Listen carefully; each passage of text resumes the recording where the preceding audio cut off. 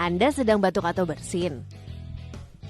Tahukah Anda bahwa saat ini Anda berpotensi menyebarkan ribuan hingga jutaan kuman ke udara? Anda dapat mencegahnya dengan mengikuti etika batuk yang benar berikut ini. Saat Anda batuk atau bersin, selalu gunakan tisu atau sapu tangan untuk menutup mulut dan hidung. Jika tidak ada tisu atau sapu tangan, gunakan lengan bagian dalam, bukan telapak tangan.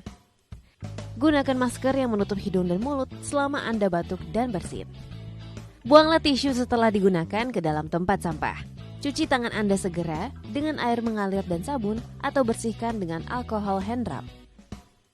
Jangan membuang ludah atau dahak di sembarang tempat.